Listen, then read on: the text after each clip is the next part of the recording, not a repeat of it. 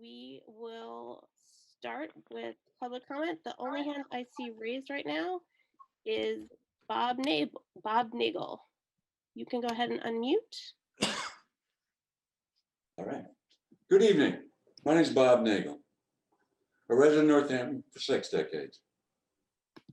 Before beginning, thank you to my wife, Melissa, and my son, Christopher, for the love, understanding, and caretaking of a non-compos mentis husband and father. Let me preface my remarks by informing y'all that I suffer from bipolar 1 disorder, a communication disorder that consists of pressure, maundering, and tangential speech and discursive thought. So please bear with me. As you know, bipolar is a disability covered under the American with Disabilities Act of 1990, contingent upon 2 years of psychiatric records and a confirmed diagnosis of bipolar disorder. Salient is a provision requiring non-discrimination in providing state and local services. A conspectus, NPD's misconduct. On June 14, June 16, July 16, 2010, pardon me, Northampton Police Department officer, D-I-G-I-A-M-M-O,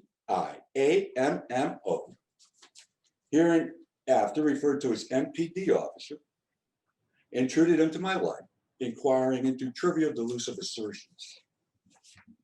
The officer, throughout all 3 occurrences, indicated me as a malefactor.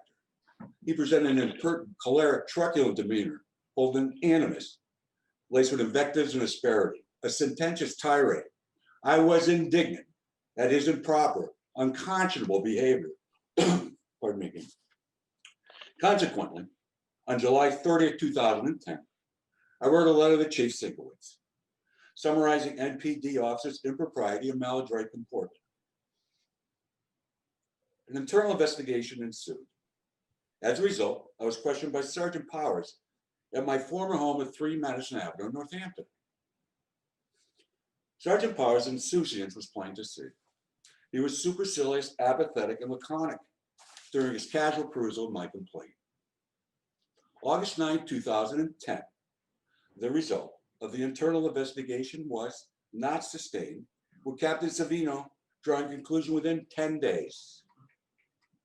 September 16, 2011, NPD apprised of bipolar infirmity in NPD report 11-2551. February 28, 2018, front page of the Daily Hampshire Gazette. Chief Casper proclaimed NPD's association and certification in the One Mind campaign. Casper stated NPD has completed a pledge to improve response to those suffering from mental illness in our community. All staff have been certified in the One Mind program. May 30th, 2018. NPD officer responded to spurious canards, detailed NPD report 18120. NPD officer had the temerity to revert to his bumptious means of 2010. This was my last interaction with the officer. Unfortunately, he addressed me from the middle of Madison Avenue with a snarky stentorian proclamation declaring, all PD knows you're a really smart guy. A polemic vituperation, stigmatizing and embarrassing, having a detrimental impact upon my psyche. This entire interaction was captured on cell phone video, refuting the duplicitous, erroneous nature of report 18120. May 31st, 2018, I wrote another letter, this time to Chief Casper, encapsulating the NPD's discourteous, imprudent, injudicious deportment on May 30th, 2018. 800 days, no response from Casper. March 3rd, 2019, my wife, Melissa, yet again penned another letter concerning Casper. 500 days, no response. My conclusion with certitude, Casper was and is biased towards me regarding my mental health soundness. Casper did not attempt to obviate, was obsequious to a neighbor, extending preferential treatment and sophistry. Casper's incredulity in relation to me is plain to see. In my possession are emails between Chief Casper and said neighbor that took place over a period of 9 months. The emails are discreditable, aspersing my mother and father and other family members. Censorious perfidy. Casper's response to my neighbor's emails was swift, and if she was at all dilatory, she vehemently apologized. At no point did the top law enforcement officer for the city of Northampton afford me to write the confute purported avertments, a dereliction of duty. Perturbation and persecution culminated with me moving on from Northampton.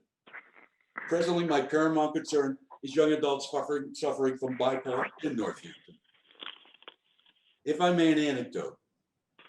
A friend of my son, who referred to as John, regrettably suffered the mutual misfortune of encountering intransigent, incognizant, unheeding NPD. What was John doing? Walking off his psychomotor, brisk walking, mumbling, contorted face, crazed eyes, bewildered, overanalyzing, experiencing family outcasting, addled, marrying a crisis intervention. NPD was dispatched along with their proclivity of assumptions. NPD's contemptible method of responding to a call when a mental health issue begins. NPD intends to infuriate and name questions, and then expedite fallacious allegations. NPD is a serve of options, trespassing, disorderly conduct, etc. NPD is indefatigable in trifling inconsequential matters with an accusatory, "What's going on?" along with disparaging slights, riling John and leaving John's mind in a ruinous state.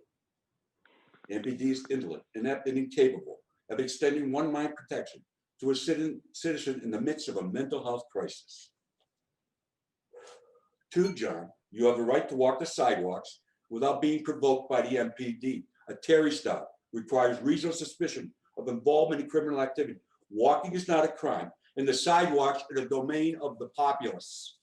Thank you so much, Mr. Nagle. That is I'm not done. I'm still going. So that was the time limit with the extra accommodations? I have a disability, pressure speech. I was granted extra time pursuant to the ADA, American with Disabilities Act. Are you telling me you're not accommodating me because of my disability? No, the accommodation was for double time. I'm just telling you that. No, it was not. It was a time as long as I took to complete my statement. I find that deplorable. I find that unconstitutional. I have rights. I have civil rights under the ADA, and you're violating these. This is a public meeting. Mr. Nagle, you may continue, but the accommodation that I was told was for double time. Unfortunately, I was told by your ADA, whatever he is, advisor, who's the only one who's cognizant of the law, apparently, in that city, that I had as much time as I needed. And you're interrupting me. That's extremely, extremely impertinent. Now, may I continue? You may, sir. Wow. Jesus. John, the One Mind Police are truly single-minded in their quest to infringe upon your civil rights.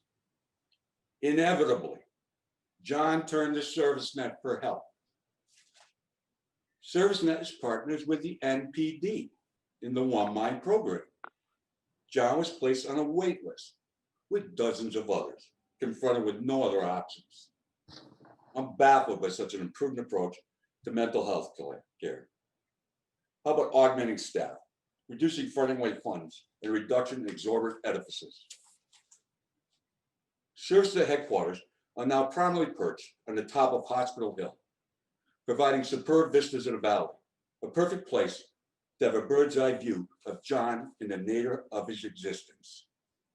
On a snowy night, treading radically, pining his pitfalls, confined to a Rolodex of thought, hope is nowhere to be found.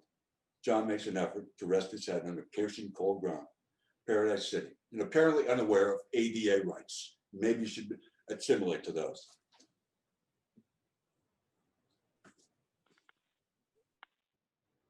Thank you so much, Mr. Nagle. If you send me your email, I'll be happy to forward you the email that says where I was told that you'd ask for an additional 3 minutes. I asked for additional time. I want to tell you what the email said. And if you can contradict me, let me tell you exactly what it said. It said that I would be granted enough time as my statement needed because of my disability. My disability is pressured speech. You exasperated that. Well, hold a minute there, Council President. You exasperated that by intervening in my statement. I'm a member of the public. This is public forum right now. That's unconstitutional. It's unbelievable. This is how you conduct a public meeting in the Commonwealth of Massachusetts? It's absurd.